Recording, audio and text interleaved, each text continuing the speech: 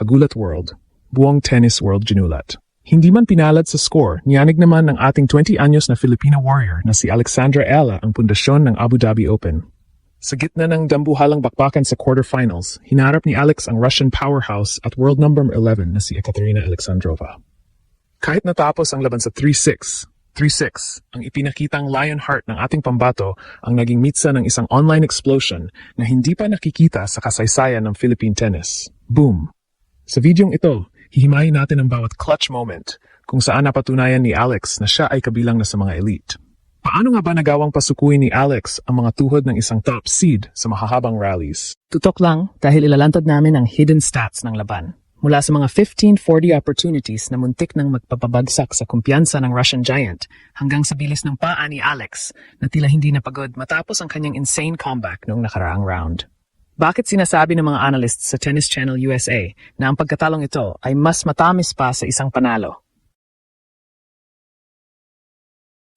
Hihimayin din natin ang mental battle sa loob ng court. Mula sa hirap ni Alex na i-hold ang kanyang serve sa ilalim ng nakakasilaw na lights ng Abu Dhabi, hanggang sa pagpapatunay na ang Pinoy grit ay kayang sumabay sa baseline bombs ng mga world champions.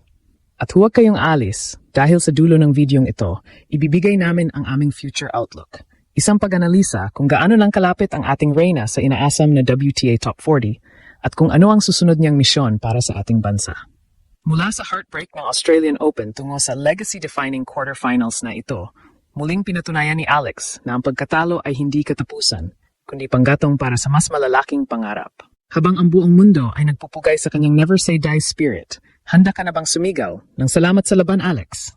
Huwag kukurap, dahil kahit sa pagkatalo, ang revolusyong ito ay lalong nag-aapoy at ang Pinoy pride ay mas matatag kaysa noon. Siguraduhin na nakasubscribe ka na para sa ating next tournament updates. Ito ang Ginulat ang Mundo, kung saan ang bawat patak ng pawis ng Pinoy ay inspirasyon ng buong mundo. Buong mundo na patulala. Sa ilalim ng nagliliyab na mga ilaw ng Zayed Sports City, isang eksena ng purong tapang ang nasaksihan ng sangkatauhan. Ang ating pambato, si Alexandra Ella, kasalukuyang nasa kanyang career high ranking na world number 45, ay tumayo ng matuwid laban sa second seed na si Ekaterina Alexandrova. Hihimayin natin ang tensyon. Ito ay laban ng youth versus veteran dominance. Si Alexandrova ay hindi lang basta top tier. Pit-pit niya ang mga explosive serves at baseline bombs na pumatay na sa maraming pangarap sa WTA Tour. Pero sa gabing ito, imbes na matakot, sinalubong ni Alex ang bawat palo ng Russia ng may unyielding fire. Kahit naitala ang score na 3-6, ang vibe online ay hindi lungkot, kundi pure admiration. Tingnan natin ang The Conflict, Power vs. Heart. Matapos ang kanyang milagrong pagbabalik laban kay Sasnovich, pumasok si Alex sa court na bit-bit ang fatigue, pero hindi ang fear. Hihimayin natin ang stats. Sa maraming pagkakataon, lalo na sa mga 15-40 breakpoint opportunities, pinahirapan ni Alex ang service game ng world number 11. Ang struggle, ang dambuhalang lakas ng serve ni Alexandrova na madalas ay nag-ace sa mga crucial na sandali. Fans felt the nerves. Yung kaba habang ang bawat puntos ay unti-unting dumudulas. Pero dito lumabas ang pagiging Lionheart ni Alex. Hindi siya bumigay. Bawat rally ay ginawa niyang war of attrition. Pinatunayan na ang kanyang lefty aggression ay kayang tapatan ang Russian power. Ang opinyon ng mga banyagang analysts, Alexandrova won the match, but Alla won the respect of the entire tennis world. Hihimayin din natin ang Pinay energy sa Abu Dhabi. Kahit malayo sa Pilipinas, ginawang home court ng mga OFWs ang stadium. Ang bawat sigaw ng laban, Alex, ay nagsilbing hangin sa ilalim ng mga pakpak ng ating reyna. Ang conflict ng pagiging underdog ay nawala dahil sa dambuhalang suporta na yumanig sa WTA hierarchy. Sabi nga, ang Southeast Asian star na ito ay hindi na lang basta nakikilahok. Siya ay nagmamay-ari na ng entablado. Ang emosyon ng fans ay nag-shift mula sa disappointment tungo sa unbreakable hope.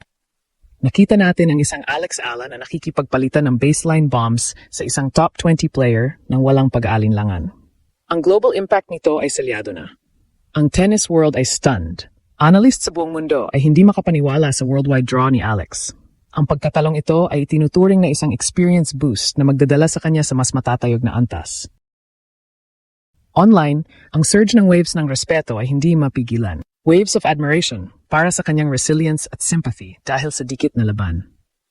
Ang mensahe ay malinaw. Alex Ella belongs to the big stage. Mula sa AO heartbreak tungo sa quarterfinal legacy push na ito, ginamit ni Alex ang bawat pagkatalo para maging panggatong sa kanyang Grand Slam goals. Habang ang bansa ay nagpupugay sa kanyang tapang, isa lang ang sigaw ng nasyon, natalo sa score, pero nanalo sa puso. Ang laban ni Alex ay hindi pa tapos. Ito ay simula pa lamang ng kanyang pag-akyat patungong tuktok. Handa na ba kayo para sa susunod niyang paglipad? Sa quarterfinals ng Abu Dhabi Open, nasaksihan natin ang banggaan ng dalawang magkaibang mundo, ang raw power ni Ekaterina Alexandrova at ang Pinoy grit ni Alex Ala. Hihimayin natin ang tactical reality ng laban na ito. Sa score na 3-6, 3-6, maaring isipin ng iba na malayo ang agwat. Pero kung titingnan ang bawat game, makikita ang isang napakadikit na labanan.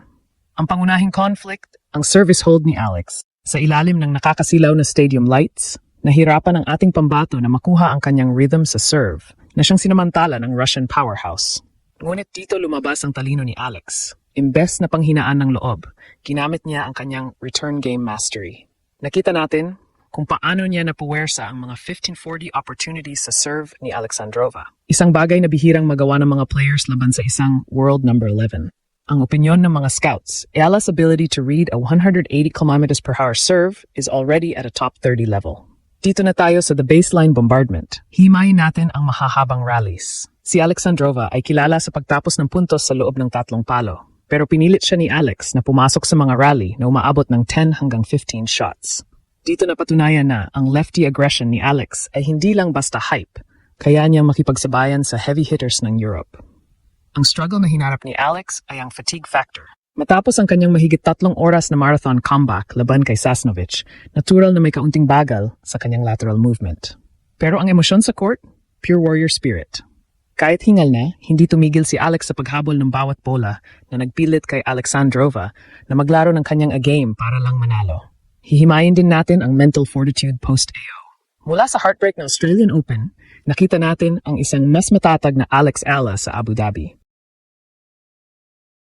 Ang pagkatalo sa quarterfinals na ito ay hindi setback, kundi isang blueprint for success.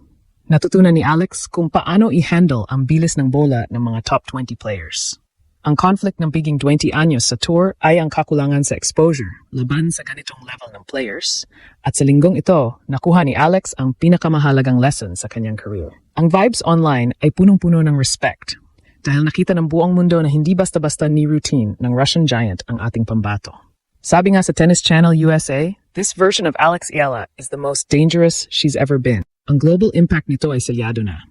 Ang popularity boost ni Alex ay nag-explode. Hindi na lang siya pambato ng Pilipinas, kundi simbolo na siya ng Asian tennis resurgence. Ang dambuhalang energy ng mga OFW sa Abu Dhabi ay nagpadala ng mensahe sa WTA. Saan man maglaro si Alex, parating may Pinay energy. Ang surge ng views sa kanyang mga clutch saves ay patunay na ang mundo ay hooked na sa kanyang kwento.